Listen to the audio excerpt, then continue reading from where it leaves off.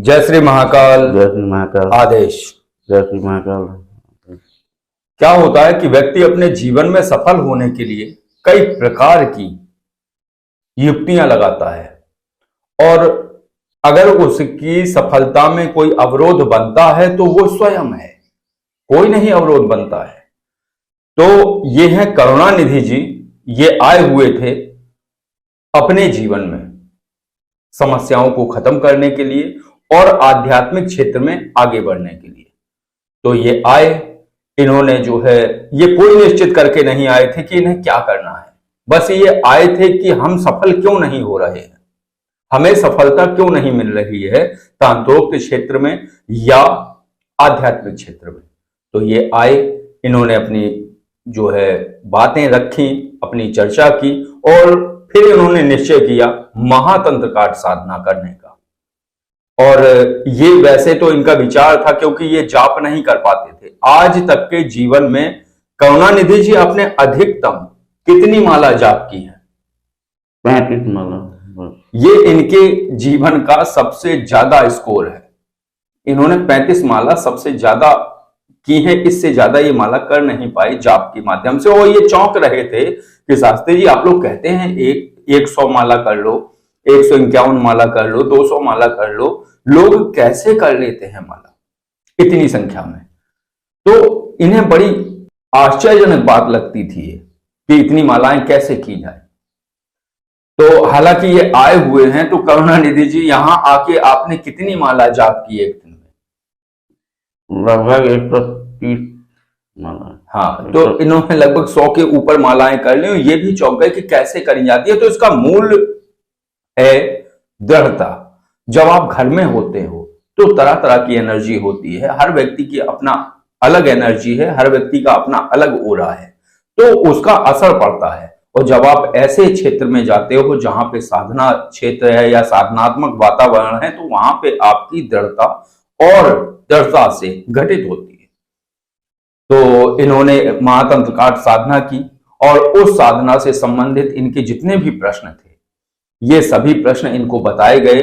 तो करुणानिधि जी जो भी बातें आपको बताई गई हैं कि ऐसे तंत्र काट करना है, ऐसे महातंत्र काट करना है, ऐसे किसी के घर से नकारात्मक ऊर्जा हटानी है, ऐसे जमीन से हटानी है, ऐसे वाहन से हटानी है, और इस प्रकार से उस व्यक्ति के ऊपर से हटानी है, ये सारी चीजें आप समझ गए? हाँ, समझ गए। इस सारी प्रक्रियाओं से आप पूर्ण तरीके से संतुष्ट हैं? पूरा संतुष्ट। अब मैंने ये प्रश्न नहीं किया जो कि मैं हर साधक से करता हूं कि यहां आने के बाद आपकी क्या अनुभूति रही और क्या अनुभव रहे। हालांकि मैं इनसे नहीं करूंगा ये इसलिए नहीं करूंगा कि सबसे बड़ी दिक्कत इनके साथ एक और है। ये देवगण वाले व्यक्ति हैं, और देवगण के व्यक्ति को अनुभूतियां नहीं होती हैं, तो इनको भी अनुभूतियां नहीं हुई हैं। हालांकि इनका जो यहां आने के बाद इन्होंने जो साधना करी है, साधना करने के बाद जो सीखा है, उस को सीखने के बाद ये आध्यात्मिक क्षेत्र में आगे बढ़ सकते हैं और अपना जो है मार्ग प्रशस्त कर सकते हैं और सफलता अर्जित कर सकते हैं। तो ये सारे सूत्र थे जो महातंत्र काट साधना के थे। तो उन चीजों से आप अब एनर्जी रिमूव कर पाएंगे। हाँ, कर पाएंगे। और किसी भी व्यक्ति की, जैसे किसी का घर हॉन्टेड हाउस है मान लो, तो उस जगह से आप एनर्जी हटा पाएंगे। हाँ, वो सारी चीजें आप समझ गए, वो सारे तरीके आपको बताए गए हैं, वो सब चीजें आपको कंठस्थ हो गई हैं। हाँ। तो बस यही है। तो ये करुणानिधि जी आए थे, इसी वजह से जो है व्यस्तता के कारण ना लाइव हो पाया ना वीडियो आ पाए। तो ये लगभग 3-4 दिन से रुके हुए थे, और ये खुद भ्रमित थे, बहुत ज्यादा भ्रमित थे। इन्हें लगता था कि कोई ऊर्जा इनका जाप खा रही है या कोई और पैच है। कोई पैच नहीं था, केवल दृढ़ता की कमी थी और छोटे छोटे सूत्रों का अभाव था कि समर्पण क्या है और जिससे आप सीखते हैं उसके निमित्त आपको क्या कार्य करना है।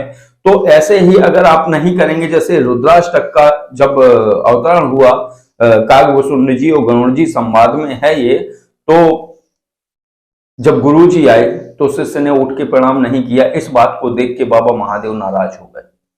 उन्होंने उसको, जो कि बाबा महादेव का ही जाप कर रहा था, वो गुरु के आने पर उसने प्रणाम नहीं किया, ना कोई उनको तवज्जो दी, तो बाबा महादेव नाराज हो गए और उसको निकृष्ट जो है पक्षी हो जाने का श्राप दिया, यानी कौवा हो जाने का श्राप दिया। तो गुरुजी दंडवत हो गए, फिर वरदान स्वरूप वही श्राप फिर वरदान बन गया। वो काकभूषुंडी जी हुए और तभी रुद्राष्टक जो है उन गुरुजी ने जो है रचना की रुद्राष्टक की, और उसका जाप करने से स्वतः ही जो प्रारब्ध घटित हुआ था वो जो है कम हो गया।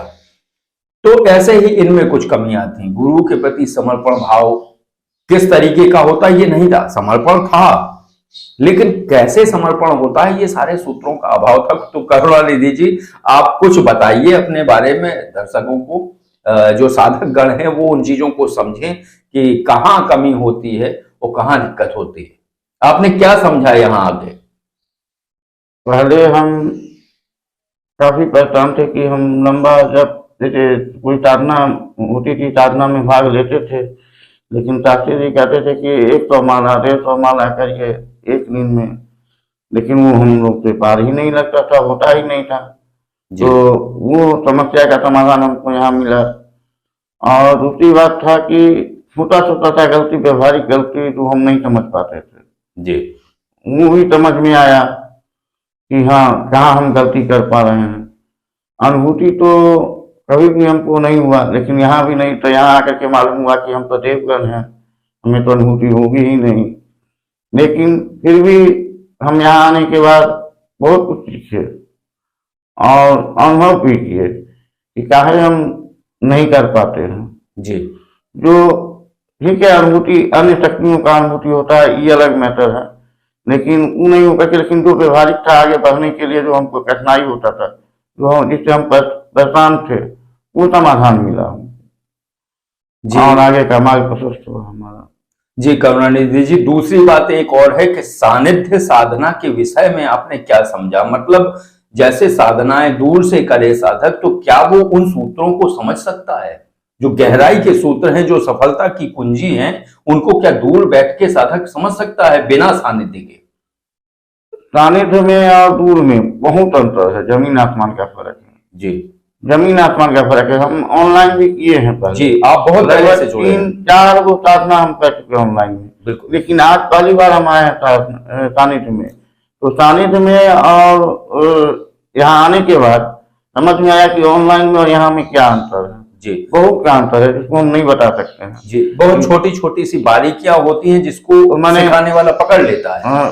बहुत सारा त्रुटि होता है जो हम घर पर नहीं कर पाते हैं, अब समझ में ही नहीं आता है। ऐसा ऐसा छोटा सा चीज है जिसके कारण से हमारा साधना वहाँ हो ही नहीं पाता है, सही ढंग से नहीं हो पाता है।